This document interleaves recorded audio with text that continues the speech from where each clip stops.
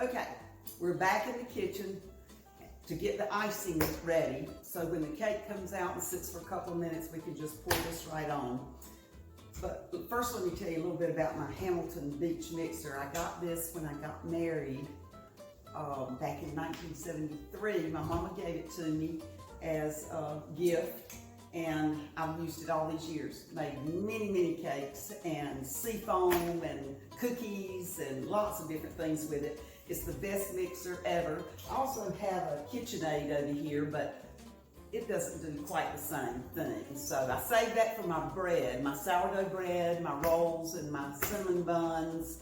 And I use this one for these types of things. So now I've got my melted 1 stick of butter and 6 tablespoons of milk and 4 tablespoons of cocoa. That's what's right here. And I've just melted that down, and I've now got my sifted powdered sugar, and it calls for a box. I buy it in bulk, so I just add it, you know, by the scoop until I get it like I want it. You know, I don't worry too much about exact measurements.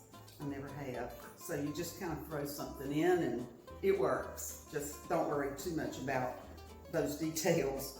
So you just stir that in until it gets to be, you know, a nice consistency of whatever you want. You don't want it too thick because you want to be able to pour it over the cake and let it kind of run. It'll be a little thick, but you want it to run down over the edges. Of course, the cake being warm will help it, you know, melt into the cake a little bit.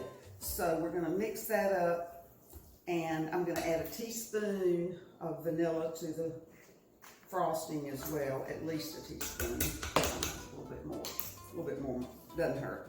So stir that in good, and my cake has still got 5 minutes, and it may have a few minutes more than that. So I'm just gonna let this sit on the burner that I've turned off and let it just keep warm until I'm ready. Now, again, my children don't like nuts in their food, so I sometimes will pour a little bit of just the plain chocolate on one end, then add my nuts. I'm using chopped walnuts. You can use pecans, anything you want, but we like the chopped walnuts. So in a few minutes, we'll take it out of the oven, pour on our frosting, and we're done. Quick and easy. So stand by.